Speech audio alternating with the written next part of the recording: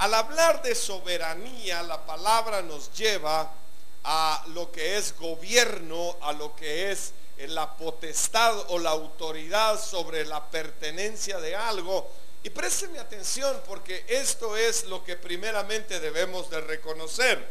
Yo no sé por qué alguien ayer anoche se fue por donde no se tenía que ir, y yo pedí que buscaran primer libro de las Crónicas, capítulo 29, y se me fueron a meter a Salmos. La pantalla apareció con las cosas que no era.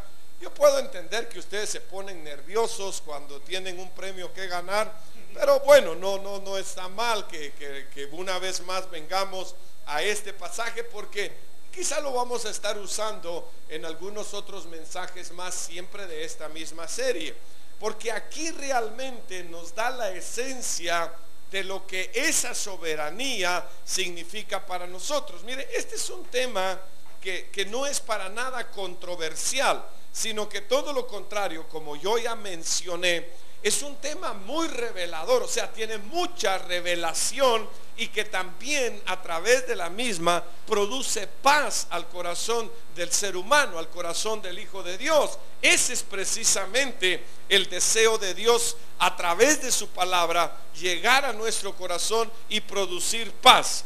Cuando uno tiene, hoy gracias a Dios tenemos a nuestro alcance, a través de la tecnología, muchos aparatos o descubrimientos que nos llevan a ubicaciones en cualquier lugar del mundo. Y cuando uno tiene duda de dónde está realmente, puede consultar estos aparatos, un GPS, un Google Maps o cualquier otro que le dé la identificación o la localización de dónde usted está, más si necesita desplazarse de un lugar a otro.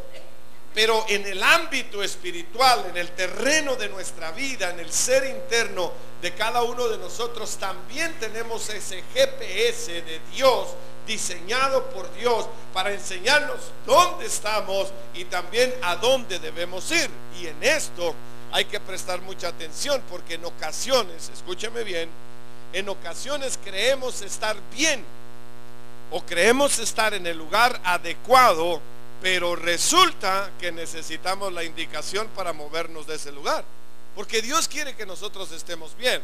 Y en el tema de la soberanía de Dios, en el tema de conocer el gobierno de nuestro Dios, es muy importante reconocer que Él es el dueño de todo lo que existe. Usted ha localizado el pasaje que le pedí de primer libro de las Crónicas, en el capítulo número 29 y del verso 11 en adelante. Primer libro de las Crónicas 29. Eso le dije, ¿verdad? No me vaya usted a equivocar otra vez. Tuya es, oh Jehová, la magnificencia, el poder, la gloria, la victoria y el honor, porque todas las cosas que están ¿en dónde? En los cielos, ¿de quién son? Y en la tierra son tuyas. Tuyo, oh Jehová, es el reino, y tú eres excelso sobre todo. Las riquezas y la gloria proceden de ti, y tú dominas sobre todo. En tu mano está la fuerza y el poder, y en tu mano el hacer grande y el dar poder a todos. Ahora pues, Dios nuestro, nosotros alabamos y loamos tu glorioso nombre. O sea, todo lo que existe, David está acá en este pasaje de la dedicación del templo, cayendo en esta realidad. Bueno, pero ¿por qué le voy a dedicar a Dios algo que es de Él? Y claro, habían hecho una obra muy preciosa con Salomón, y tenían en su corazón siempre el deseo de dedicarle todo lo que ellos hacían al Señor, y por eso el Señor los levantó y declaró sobre David el corazón conforme al corazón de Dios, y sobre Salomón la sabiduría como el arma perfecta de ese reinado.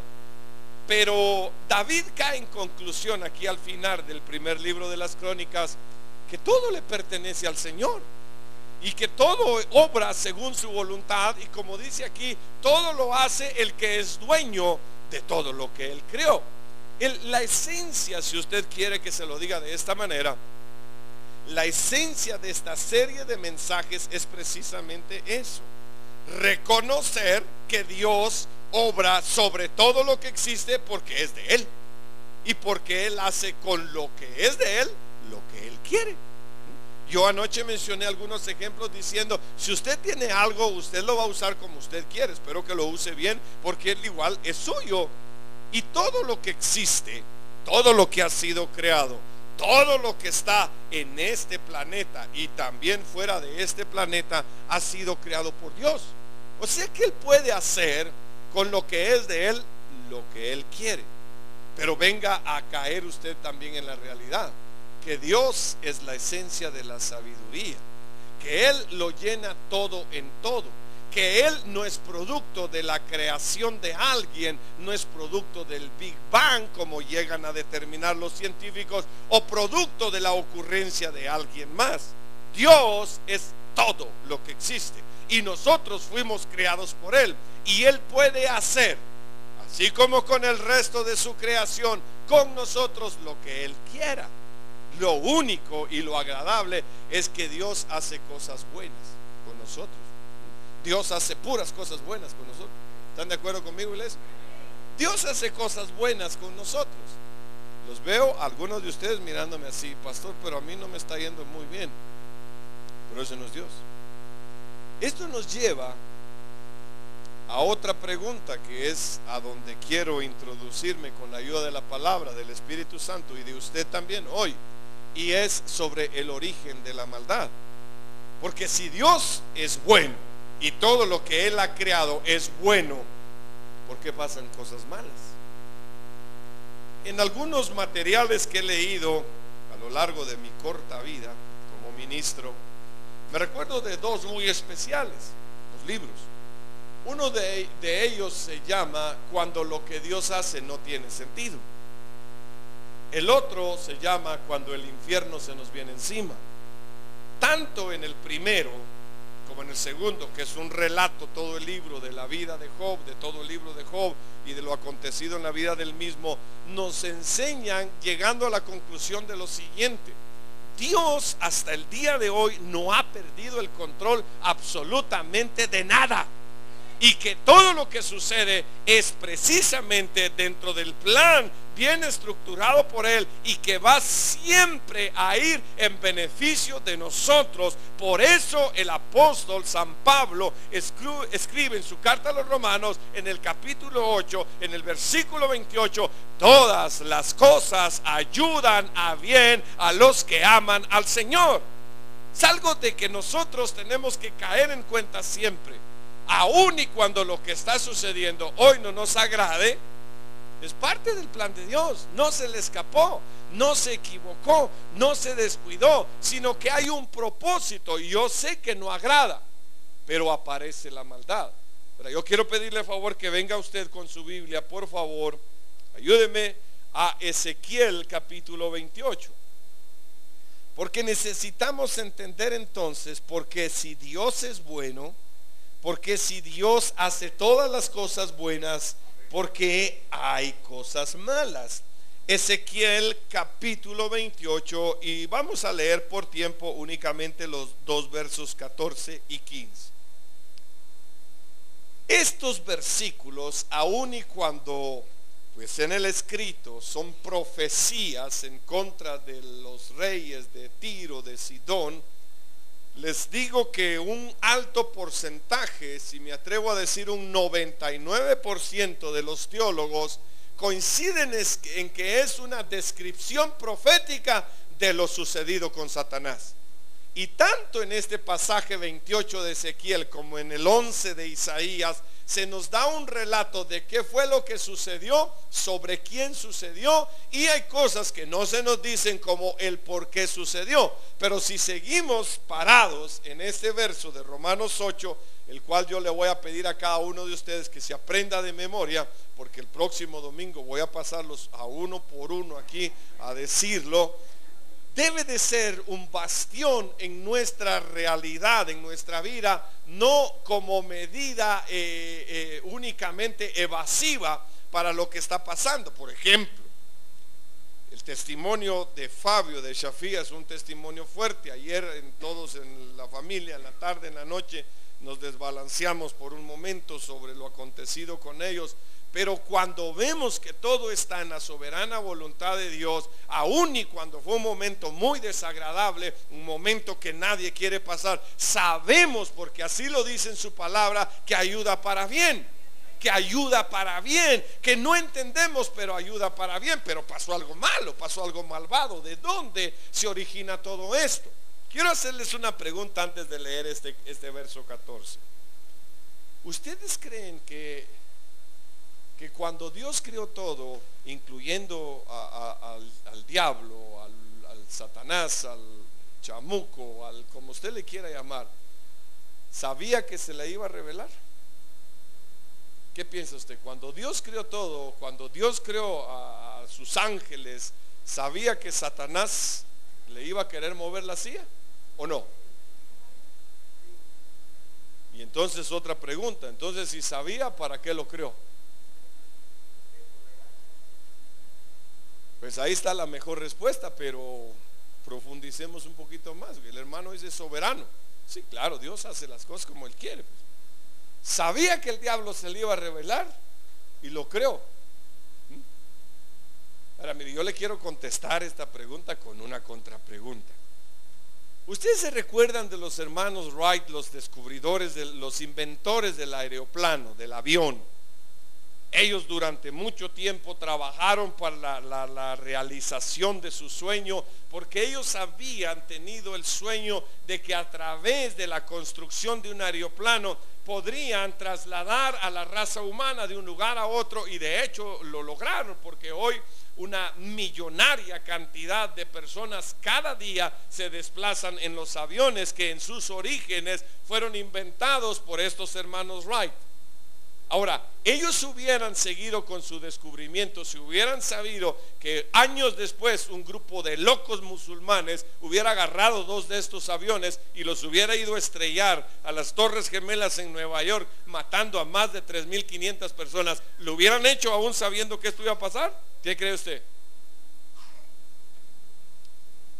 Hermanos amados, ustedes están extremadamente callados este día. Voy a poner otro ejemplo, los he estado usando. Si Henry Ford, el inventor del automóvil, que con ese descubrimiento ha logrado grandes avances a lo largo de todos estos años y buenos beneficios también, porque gracias a descubrimientos como ese, hoy la mayoría de ustedes vino temprano al servicio, no se esforzó mucho, vino en transporte sea colectivo, sea propio, pero todo esto obedece a ese descubrimiento de aquel hombre que diseñó el automóvil para beneficio de la raza humana.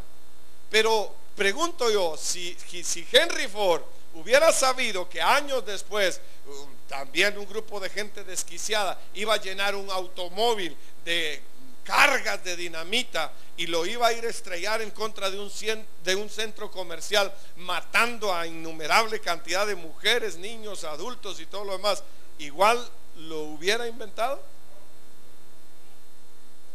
Si hubiera sabido, ¿lo hubiera inventado? Bueno, ahí los voy a dejar con la respuesta. En el capítulo 28 del libro de Ezequiel, el verso 14 dice: tú, querubín grande, protector, yo te puse en el santo monte de Dios. Ahí estuviste en medio de las piedras de fuego, te paseabas.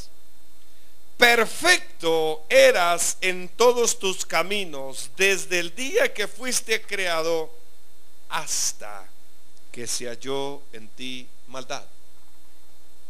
A veces la imagen que nos pintan de Satanás, del diablo, del demonio, de Lucifer, del chamuco, de como usted le llame, es una imagen muy fea y muy grotesca.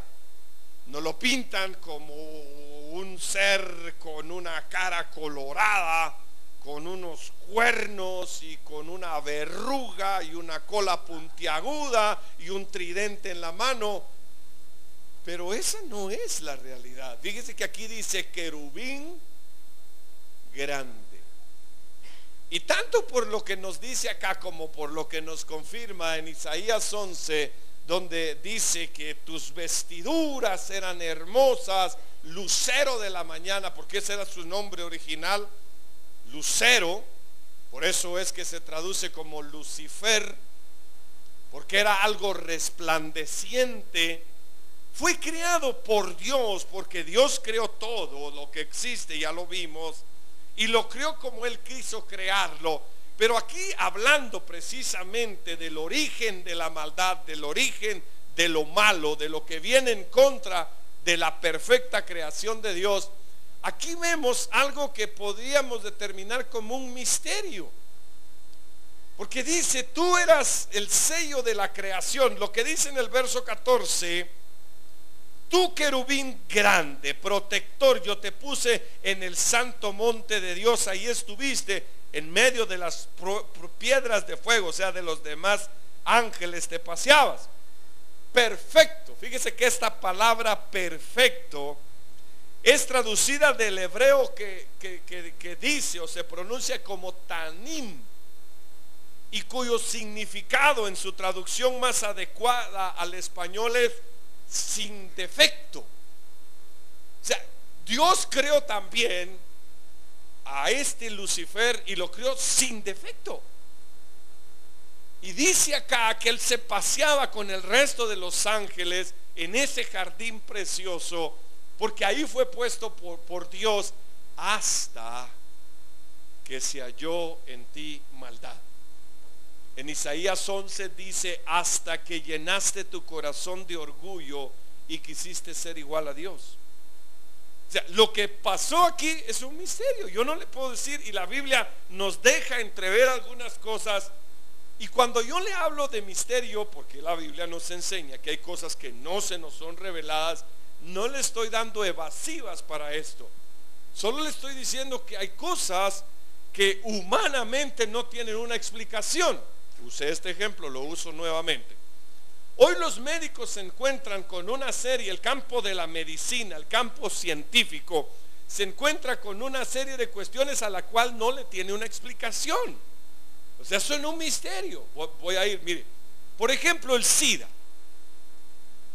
El SIDA es una enfermedad que está atacando severamente a la raza humana y que ha cobrado miles de vidas. Se conoce, o una de sus hipótesis es que es producto de las relaciones sexuales del hombre con animales. Incluso hay una identificación con nombres, fechas y todo lo demás que determina que un trabajador de una aerolínea que viajaba de entre lugares como América, Europa y África, estando en África tuvo relaciones sexuales con una mona, y que de allí, producto de esa desviación que es antihumana y es antibíblica, se originó, porque le siguieron la pista con investigaciones científicas y todo lo demás, que eso era lo que había dado origen a el traer el SIDA a América. Hoy se le conoce con el nombre científico del VIH, pero igual sigue siendo un misterio. ¿Por qué? Porque aún teniendo algunos datos que no son 100% seguros de que así haya sido, no han logrado encontrar la cura para dicha enfermedad. O sea, no hay algo que determine que es esto y que con esto se puede atacar. Hay otras enfermedades que no han corrido la misma suerte, gracias a Dios, que aún sin identificarlas, pues hay una cura y se conoce el resultado de la misma. En la palabra de Dios vamos a encontrar algunas cosas que van a ser misterio, pero no porque sean misterio no quiere decir que no sean realidad. Porque así como lo del SIDA es un misterio, no podemos decir que no existe. Amén. Existe. Gracias a Dios ninguno de los que está aquí lo padece ni lo va a padecer jamás. Pero existe este mal. Pues la maldad tampoco le podemos decir es que apareció en tal lado usted. Pero existe. Y su máximo exponente es nada menos y nada más que Satanás. Ahora, Dios creó a Satanás, pero no creó la maldad. Y esta maldad que viene producto de esta rebelión demoníaca ha afectado mucho a la humanidad. Quiero que se traslade al libro de Génesis en el capítulo número 6, por favor. Génesis capítulo 6. Reconocemos entonces que Dios creó a Satanás, que no se llamaba Satanás, que se llamaba Luzbel o Luzbella, pero Dios no creó la maldad. En el capítulo 6, el verso 5, Génesis 6, 5, ahora tomé notas apuntadas en papel, notas apuntadas en la tableta, y todavía me las apunté en mi brazo para que ninguno de ustedes se vaya a equivocar. Verso 5 del capítulo 6 dice: y vio Jehová que la maldad de los hombres era mucha en la tierra. Dice, aquí aparece la maldad. Hace su aparición 6 capítulos del inicio de la historia de la raza humana, y aparece la maldad. Y cuando el Señor ve que la maldad era mucha, dice a continuación, y que todo designo de sus pensamientos, de los pensamientos del corazón de ellos, eran de continuo solamente al mal. O sea, quiero que preste atención a esto. Dios vio que la maldad era mucha, y que lo que los hombres diseñaban, porque esta palabra designio significa precisamente diseño, y que todo lo que los hombres diseñaban era precisamente en función de la maldad, porque esto era lo que estaba aconteciendo. Conocemos la historia o los antecedentes de estos pasajes. Esto después nos va a llevar al arca de Noé y la salvación del mismo con su familia, con los animales que Dios le entregó para que los salvaran. Después Abraham y todo lo demás de la raza que usted ya conoce. Pero aquí Dios no es que se dé cuenta, así como quien dice, híjoles, ¿qué pasó? En lo que yo me fui a Cancún, estos se desubicaron y se fueron cada quien por su lado, y lo único que piensan es en mal y en mal y en mal y en mal. No, a Dios no se le escapa nada de las manos. Lo que sucede es que en ocasiones, mi hermano, y esto sí quiero que quede muy claro, porque es lo que va a responder muchas de las inquietudes o de las dudas que ustedes pudieran tener. ¿Qué piensan ustedes? Cuando Dios creó a Adán, fue el primer hombre, ¿Dios sabía que Adán le iba a fallar? ¿Y entonces para qué lo creó?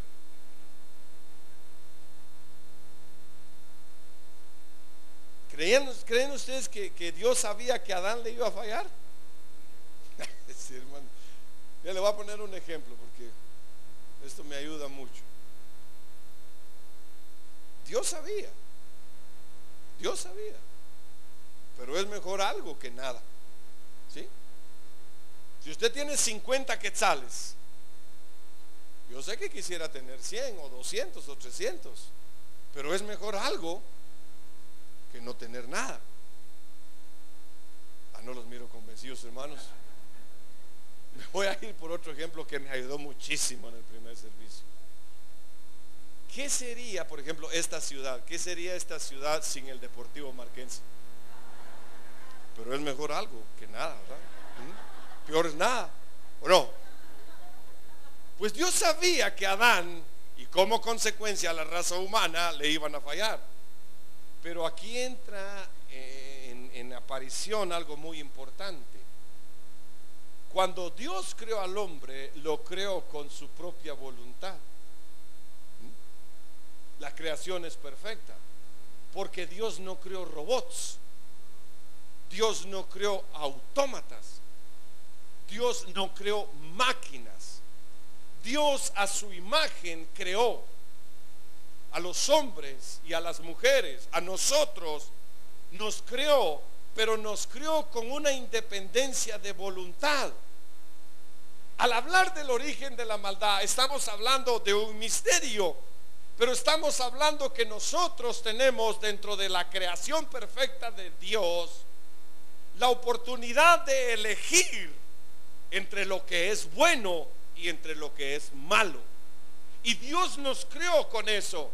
En Deuteronomio 30, no lo busque, en Deuteronomio 30, en los versos 29 y 30, el Señor dice: a los cielos y a la tierra llamo hoy por testigos que he puesto delante de ustedes la vida y la muerte, la bendición y la maldición. Y luego dice: escojan. Yo les recomiendo que escojan la vida para que vivan ustedes y su descendencia. O sea, en ningún momento Dios nos esconde el mal. En ningún momento Dios se hace como que no conoce lo del mal. Y a nosotros, su creación perfecta, nos da la oportunidad de elegir. Y yo les reitero esto, lo dije anoche, lo dije hoy en la mañana y lo vuelvo a decir. Si algo bueno hicimos nosotros fue elegir el camino de Jesús, fue elegir el camino de la vida eterna, porque el resto lo ha hecho Dios en su perfecta creación. El resto ha sido una obra de Él. O sea, si usted quiere sentirse como que así muy inflado por algo, inflese porque usted tomó la decisión de recibir a Cristo en su corazón, porque el resto es tarea de Dios. Incluso, mi hermano amado, aquí se nos dice que cuando Dios vio la maldad, que de hecho es algo que está ligado al corazón de todos los humanos, mire lo que dice el versículo 6, ¿qué pasó? Y se arrepintió Jehová de haber hecho hombre en la tierra, y le dolió su corazón. Esta palabra arrepintió es una palabra que puede confundir al lector, y es puro asunto de traducción, porque en el original, en el hebreo, aparece la palabra nakham, así con H, nakham, y la traducción más adecuada de ese naham al español es suspiro con dolor. O sea, cuando Dios vio la maldad que había imperado sobre el corazón de los hombres, no quiere decir que se haya arrepentido, hermano, porque entonces estaríamos hablando de un Dios que se equivocó, o de un Dios que le salió chueca a la creación, como quien dice: ala, ¿y ahora qué me falló? Entonces lo voy a borrar y lo voy a componer. No, Dios no es así. Mire, cuando una pareja, cuando un hombre y una mujer, porque eso hay que dejarlo bien claro, que así son los matrimonios según el plan de Dios, cuando un hombre y una mujer van al altar, se juran dentro de sus votos muchas cosas bonitas. Se prometen fidelidad en las buenas y en las malas. Se prometen estar juntos en las buenas y en las malas. Se prometen velar el uno por el otro en las buenas y en las malas. Pero de repente algo sale mal, y después de unos años, vamos a suponer que él, aunque no en todos los casos es por este lado, pero vamos a suponer que él le fue infiel. Esta mujer se recuerda de que había promesa de fidelidad, de que había promesa de estar juntos, de que había promesa de sostenimiento, etcétera, y siente un gran dolor. Esta es la aplicación de esa palabra naham. Es un dolor en el corazón, porque así lo dice la Biblia. Y eso es precisamente lo que Dios sintió, no que se haya arrepentido. Voy a ir a otro ejemplo. Los que son padres van a entenderlo de manera fácil. A veces con nuestros hijos las cosas no andan bien, pero no nos arrepentimos de haberlos traído al mundo. Amén. Amén. Yo no he escuchado ningún padre que diga: pues tal vez lo comenta y me arrepiento, pero genuinamente. Bueno, es más, ni nosotros fuimos los que los trajimos, sino fue Dios el que nos los dio. Y lo que nos queda a nosotros entonces es velar y buscar a Dios para que las cosas que no están bien se compongan. Pero no nos podemos arrepentir, tampoco, o menos Dios se va a arrepentir de haber hecho su creación perfecta, porque el hombre permitió que su corazón se llenara de maldad. Escúcheme, la esencia de esto es: no fue Dios. no fue Dios el creador de la maldad. Y no fue Dios el que abrió el corazón del hombre para que éste se contaminara con la maldad. ¿Está conmigo, iglesia? Yo espero estar siendo lo más acertado posible en la exposición de esto, y mi interés es llevarlo a lo siguiente. Si yo puedo resumir esto: entender que dentro de la soberana voluntad de Dios, del gobierno eterno de Dios, de la perfecta creación de Dios, la maldad hizo su aparición, pero no fue Dios. No fue Dios. Y si no fue Dios, entonces ¿quién fue? Pues fue la misma desobediencia del ser humano ante la oportunidad de escoger que Dios nos creó y que le llamamos el libre albedrío. Y por eso, una vez más le digo, sintámonos gozosos al entender que dentro de ese libre albedrío una cosa buena hicimos: elegir a Cristo, que es el camino que hemos de caminar, porque es lo único que nos lleva a la salvación y la vida eterna. Blaise Pascal, un filósofo alemán, inventor, doctor en no sé qué cuántas cosas, un científico de primera línea, yo creo que ninguno de ustedes lo conoció. Blaise Pascal, dentro de su filosofía humana, expuso una teoría y la expuso ante teólogos. Y les decía: mi filosofía es mejor que la de ustedes, porque yo sí creo en la salvación y también en la condenación. Ya mire la teoría, el pensamiento de un hombre. Esto no es bíblico, esto es pensamiento humano, pero me parece muy acertado. La teoría de Blaise Pascal decía, o mantenía, él defendía su teoría diciendo: supongamos que nos vamos a morir, que de hecho nos vamos a morir, y que lleguemos a comprobar que todo esto no era cierto, que no existe ni el cielo ni el infierno, pues ¿qué más da? Pero supongamos que es real, que si hay un cielo y si hay un infierno, ¿qué nos conviene entonces a nosotros creer ahora que estamos en este mundo de los vivientes? Le digo, es una teoría de un pensamiento filosófico de hombre, pero muy acertada. ¿Qué podemos perder al creer que todo lo que está escrito es la verdad? Nada. Al contrario, tenemos mucho que ganar. Y si creemos en un Dios soberano, entonces llevamos 100% las de ganar. ¿Por qué? Porque nosotros, ustedes y yo, amada iglesia, somos parte de esa creación perfecta.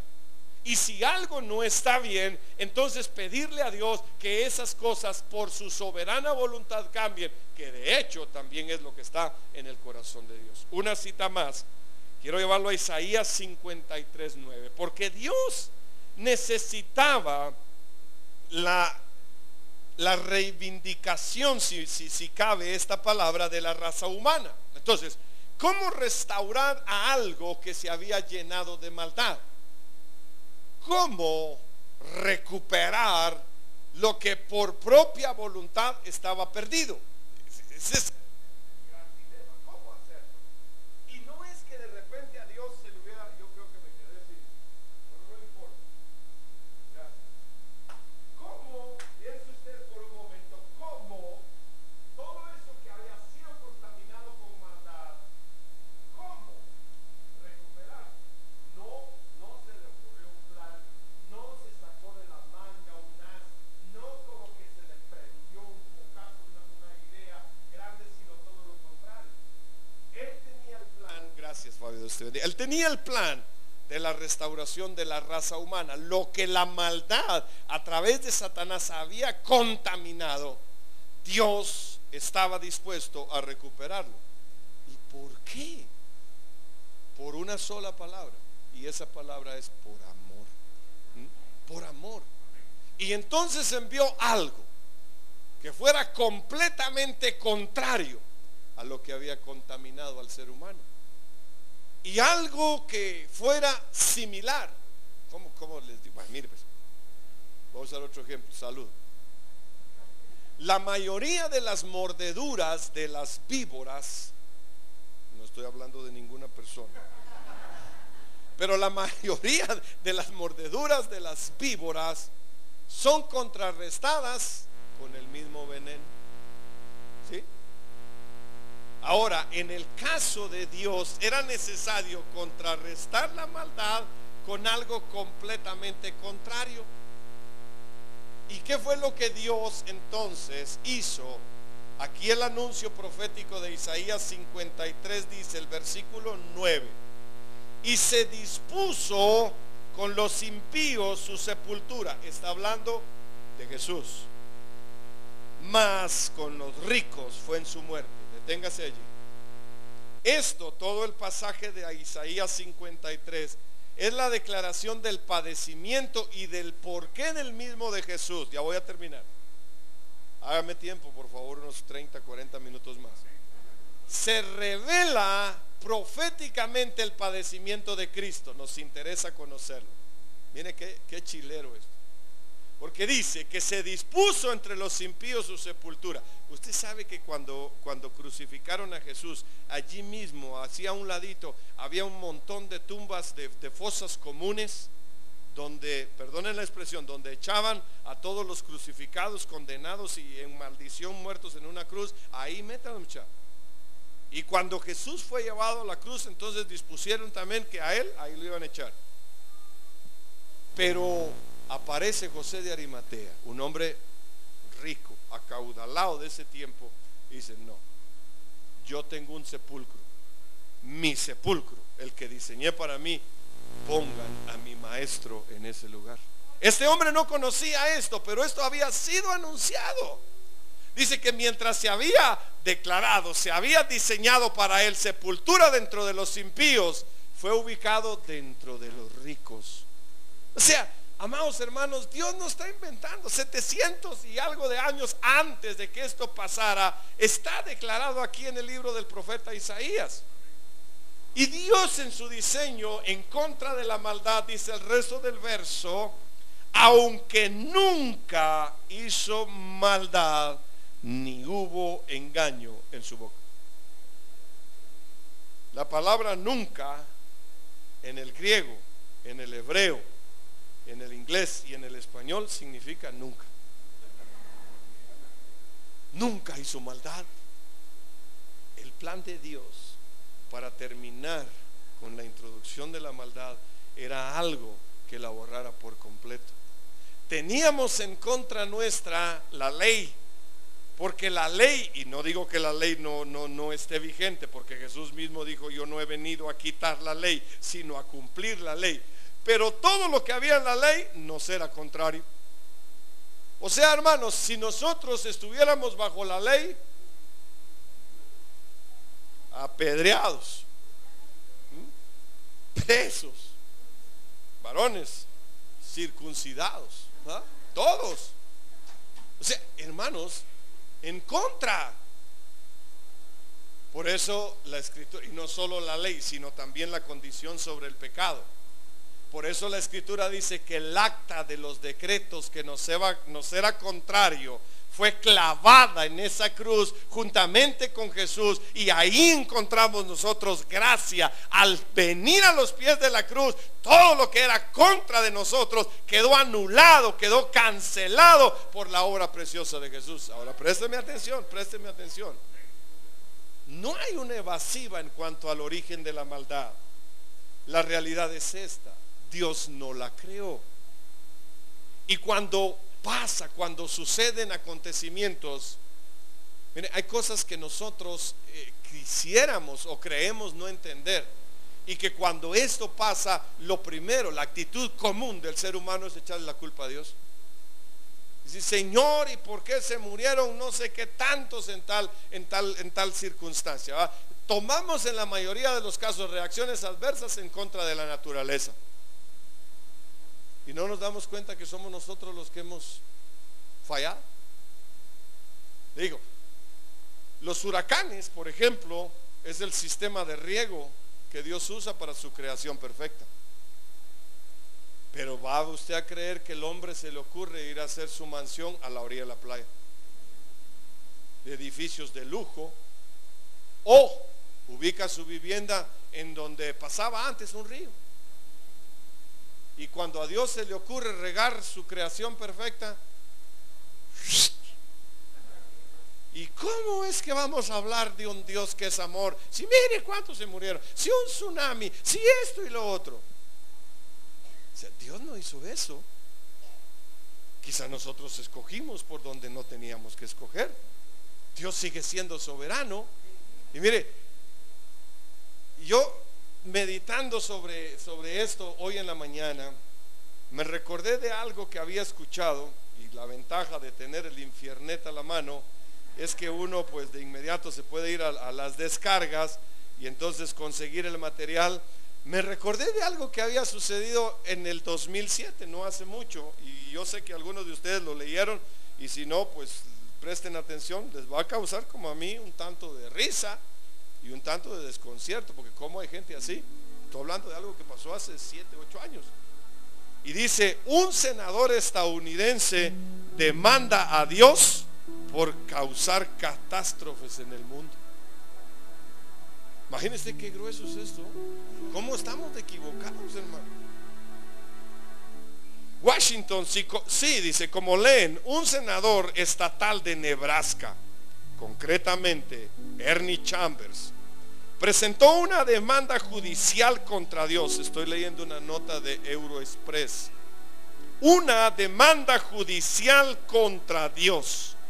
Harto, dice aquí entre comillas, de las nefastas catástrofes en el mundo que solo provocan muerte y destrucción, y ha decidido acudir a la justicia estadounidense, donde todo parece posible, tras su admisión a trámite el pasado 14 de septiembre de 2007 por la Corte del Distrito de Douglas en Nebraska. Le fue a meter juicio a Dios porque se hartó, dice aquí entre comillas, de tanta catástrofe. Pero presentó sus argumentos. Dice, por si la justicia tiene problemas a la hora de identificar al demandado. O sea, todo bien argumentado. Dice, por si la justicia no ubica quién es el causante de todo esto, dice, Chambers advierte que es conocido por varios alias, títulos, nombres y designaciones. Tiene razón, porque tiene varios nombres, pero nada que ver con las catástrofes, con las desgracias. Uno de sus nombres es Jehová Shalom, y eso es paz. Otro de sus nombres es Jehová Nisi, y eso es mi bandera o mi estandarte. Otro de sus nombres es Jehová El Shaddai, o sea, el todo suficiente. Otro de sus nombres es Jehová el gran yo soy. O sea, no es Dios el que originó la maldad, no es Él. Pero la ignorancia del ser humano, incluyendo personajes tan influyentes en el país más poderoso o en uno de los países más poderosos, han llevado al resto que por ignorancia siguen creyendo que Dios es malo, y que al hablar de soberanía, por eso decidí incluirlo hoy en la serie de mensajes, que al hablar de soberanía estamos hablando que Dios quiere hacernos mal, y eso no es cierto. ¿Qué sentido tendría llamar a Dios Padre, Papito, Abba Padre, si esperamos de Él lo malo? Hay cosas que nosotros no entendemos, pero que igual son buenas. ¿Por qué dice la Escritura que Dios hace caer su lluvia sobre buenos y sobre malos? Hace salir su sol sobre justos e injustos, pero todo es bueno. Y mire este Chambers a dónde va. Dice que tiene alias como títulos, y dice, en cualquier caso tiene todo pensado. Claro que sí. Ante la imposibilidad de que Dios se presente al proceso, claro que va. ¿Qué va a ir a hacer Dios ahí? Pues es cierto que Dios está en todos lados, pero Dios jamás se va a prestar. De verdad, mire, cuando lo repasé hoy en la mañana me daba entre cólera y risa. Y yo creo que a algunos de ustedes les da más risa que cólera, pero igual, cuando se cree en un Dios malo, en un Dios tirano, puede caber cualquier cosa. Termino, hermanos. Me interesa leerles el resto de la nota, preste atención,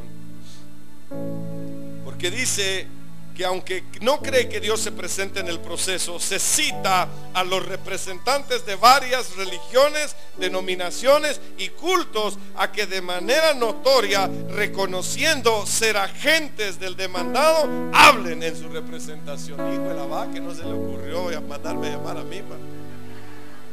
O sea, como no iba a llegar Dios, entonces traigamos a los que hablan de él. Mire pues hasta dónde llega la ignorancia. Yo me imagino que trajeron, no sé en qué concluyó todo esto, voy a investigar, pero qué interesante. Yo me imagino que trajeron a fulanito, hay uno de los de renombre, hablemos que trajeron a Billy Graham, a Austin. Bueno, usted se la lleva a ser representante de Jesucristo, usted habla en nombre de Dios, explíquenos por qué tanto desastre, tanta catástrofe, tanta guerra, tanta violencia, explíquenos por favor. Y no que Dios es bueno, pues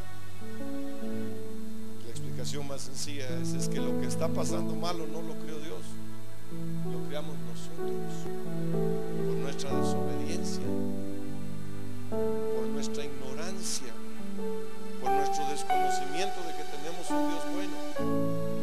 Yo anoche cité el versículo de Juan 3:16, es un verso que todos conocemos, porque de tal manera amó Dios al mundo. Fíjese, tanto amor, hermano. Amó Dios al mundo que ha dado a su Hijo lo único que Él tenía, para que todo aquel, otra vez la palabra todo, para que todo aquel que en Él cree no se pierda. ¿Dónde ve usted maldad en eso? No hay maldad en Dios. Quiero que se ponga en pie, por favor. Quiero decirle esto, hermano amado. Dios es soberano, indiscutiblemente. Él gobierna sobre todo lo que Él creó, porque a Él le pertenece. Él lo hizo. Preguntas como: ¿por qué no nos puso a vivir en Marte? ¿Por qué no vivimos en la Luna? Él sabe por qué. La Luna la creó Él, Marte lo creó Él, las constelaciones las creó Él, todo lo que existe lo creó Él. Y nos puso a vivir aquí en la tierra. ¿Sabe por qué? Porque era lo mejor para nosotros. Lo mejor que Él encontró para nosotros, eso nos dio. Pero hermano, mire cómo está la tierra, mire lo del calentamiento global. Se le ha de haber arruinado el termostato de la creación a Dios, y por eso, escuche, fuimos nosotros. Cuando llegamos a esa conclusión, entonces nos volvemos a Dios, ya no para preguntarle, ya no para decirle: Señor, ¿y por qué a mí? ¿Por qué esto y por qué lo otro? Y también sucede algo muy especial, de lo que quizá podamos hablar en otro de estos mensajes: cómo desplazar la maldad de nuestra vida. Cuando nos damos cuenta de que Dios es todopoderoso y que nos ha dado cosas tan grandes como su nombre, porque la Biblia dice que tenemos un nombre que está sobre todo nombre, y ese nombre es poderoso, tan poderoso que aún los que no son hijos de Dios lo usan y causa efecto. ¿Qué fundamento tengo para decir esto? Cuando Jesús dice: se acercarán a mí y me dirán: Señor, Señor, y no profetizamos en tu nombre, y no en tu nombre echamos fuera demonios, yo les voy a decir: a ustedes ni los conozco, ustedes no son mis hijos, apártense de mí. Pero lo que causa poder es el nombre que está sobre todo nombre, el nombre de un Dios bueno, porque Jesús se puede traducir como Emmanuel, y Emmanuel es Dios con nosotros. Ese Dios soberano y poderoso es el que habita dentro de nosotros a través de su Santo Espíritu. En Él no hay maldad. La maldad es producto de la desobediencia del hombre. Escuche, cierre sus ojos por favor y escuche esto. Tercera vez que lo digo hoy: si algo bueno hicimos, fue elegir al camino, porque Jesús dijo: yo soy el camino, soy la verdad y soy la vida. Eso fue lo bueno que hicimos. Delante de nosotros fue colocada la bendición y la maldición, la vida y la muerte. y el consejo de escoger lo bueno. Nuestro camino debe de ser un camino de bendición. Este es el diseño de Dios para sus hijos. Tal vez alguno en este lugar está diciendo o pensando, pero yo no soy hijo de Dios. Yo no soy parte de la congregación. Yo no soy un evangélico. Uno de mis versos favoritos es el de Juan 1:12, el cual dice: mas a todos los que le recibieron, a los que creen en su nombre, se les dio el derecho de poderse llamar hijos de Dios. Y si hay alguien en este lugar, escuche, para usted tener acceso a todas estas bendiciones y aún más que vamos a seguir conociendo, es necesario ser un hijo de Dios. ¿Qué tiene que hacer? Tiene que recibirle y creer en él. El apóstol Pablo lo anota de esta manera: con el corazón se cree para justicia, pero con la boca se confiesa para salvación.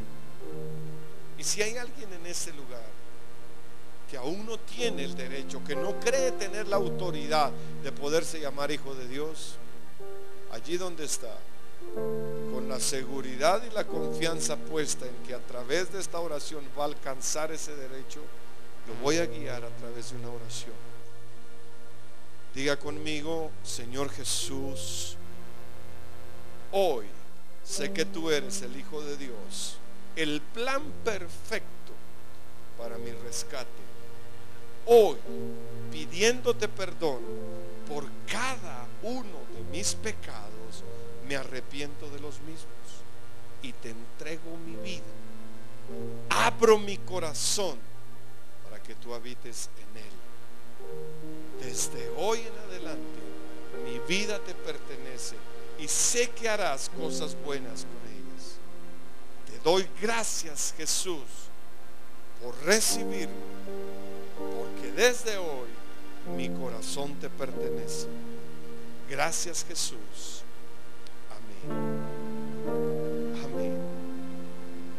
Si alguien está aquí e hizo esta oración por primera vez, le quiero pedir que al terminar el servicio me permita orar por usted.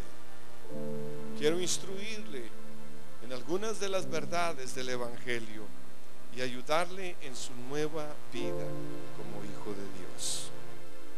Padre, en el nombre de Jesús, quiero bendecir a tu pueblo, orando, Señor, por aquellos que hoy están con padecimientos, sean de carácter físico o emocional. Padre, en el nombre de Jesús, oro, Padre, por los que están enfermos, pidiendo, Señor, que sobre ellos sea confirmada tu promesa de que sobre los enfermos pondremos nuestras manos y estos sanarán. Oro, Señor, por aquellos que están cargados, angustiados o afligidos, pidiendo que tú recibas nuestras cargas, nuestras aflicciones, pues tu palabra dice que echando toda aflicción sobre ti, pues tú tienes cuidado de nosotros, vamos a encontrar descanso. Oramos en esta hora, Señor, para que tu palabra revelada en nuestro corazón produzca paz, al saber que tenemos un Dios que gobierna sobre todo, que no ha perdido el control de nada y que todo lo que hay le pertenece a Él, incluyendo nuestra propia vida. En eso descansamos y esperamos, Señor, la respuesta a nuestra petición. En el nombre de Jesús. Amén. Amén. Aleluya. Damos una ofrenda de gratitud al Señor.